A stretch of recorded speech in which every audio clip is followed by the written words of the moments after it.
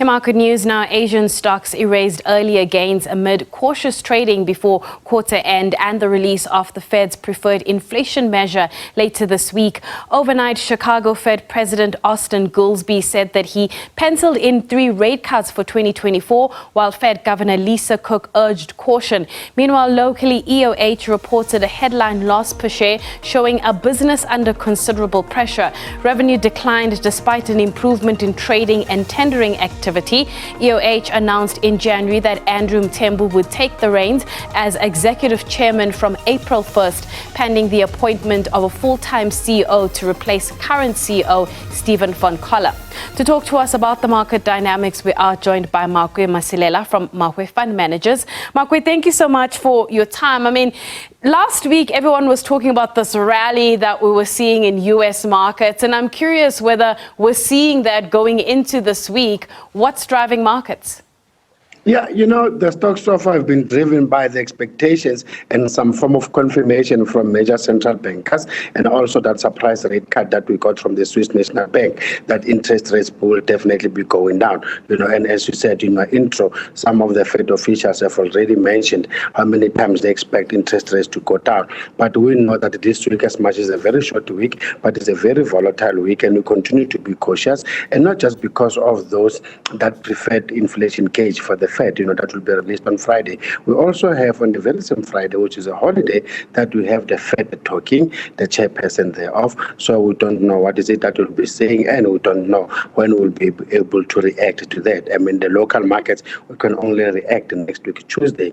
And also bearing in mind that valuations are stretched as we're talking now, and should the profit expectations be staying at these lofty levels, and we don't just get any decent growth as well from those profits, then definitely these lofty prices cannot be justified. So safely one can say market is priced for perfection. So any slight disappointment, we shouldn't be surprised if we see the market going either way.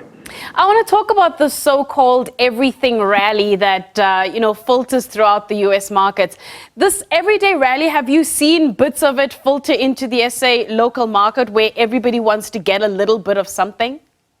Definitely, and everything rally here, we're not talking specific stocks, we're talking asset classes. We've seen gold going up, Bitcoin going up, stocks going up. So now people are saying everything is wonderful, but can that be sustained is a different thing that we need to answer. And it's all because going back to the Fed, that has been central bankers doing all that. So all these major asset classes have been going up. And yes, even the local stock exchange have managed to benefit out of that, but only some pockets of our equities manage to benefit from that. And so far, one can mention the likes of resources that have been managing to do well, especially the golders. I want to go back to MTN. Yesterday, they released their results. And I mean, we all know about the foreign exchange losses that have had an impact on shareholders. What's your conviction on MTN? I mean, for you to be bullish, does that mean that you're bullish on Nigeria and the Naira? I think when it comes to the whole continent, we know the issues that we've seen a slump, all because of that sharp devaluation of the Naira. We don't expect that to continue. And yes, it can maybe happen in another country instead of Nigeria. But I guess those are the practical things that the business should hedge themselves against.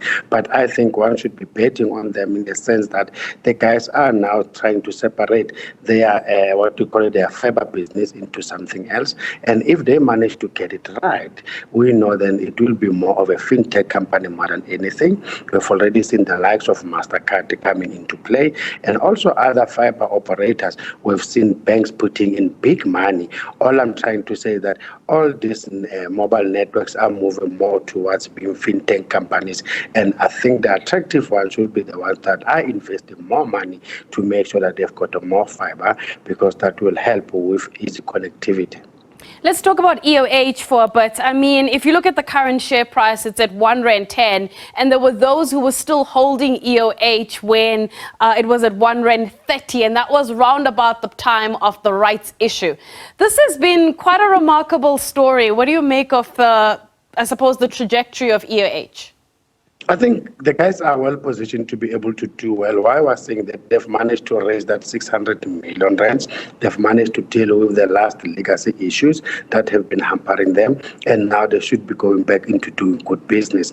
And we know the reason they didn't do well, one of the things is that the trading conditions have not been that favorable, but we've seen an improvement since thereafter, and their revenue is only down a minor 3%. And we've seen when it comes to headline losses, managed to improve by almost 35%. They used to be 17 cents, now it's 11 cents. And yes, unfortunately, the guys had to keep more of the skilled workers so that when things turn around, they've got those skills in place. And that impacted their operating profit, which are down almost 93%. Tomorrow we have Xi Jinping meeting with some of the US CEOs. How important is this meeting? Because I noticed it's not getting a lot of media attention given the fact that we've come from a period of US-China tensions. It's very important because now here we are talking about China, which is struggling, and we know the main tracker here has been their property sector, and people are starting to seriously doubt their numbers that they take out there, that they'll be able to do 1, 2, 3. So I think it's very critical for the likes of the Premier to make sure that they convince and make sure that they get it directly from them, that this is what they intend to do to try to boost the economy. And we know most market participants, including business people, have been looking forward to more serious stimulus coming out of that country, and so far it has not been materializing. And also remember, China is trying to make sure that the tension between them and the US, business people get to understand it clearly that those are just politics, but most probably when it comes to business, China continues to be one of those safe areas where they are welcome to operate. Well, Makwe, let's leave it there. Thank you so much for your time. That is Makwe Masilela from Makwe Fund Managers. And just a couple of hours ago, we had a voluntary trading update coming out of SPAR, and they are flagging a rise in turnover of about 8.8%, although they do highlight that they have seen fluctuations when it comes to the impact of exchange rates in markets in which they do operate, markets in all their regions, including Poland. However, we will look to those results when they do come out to get a proper picture in terms of how SPAR performed. That share price up about 0.1%. We're going to take a quick break, and when we come back, we'll have more news for you, so stay tuned.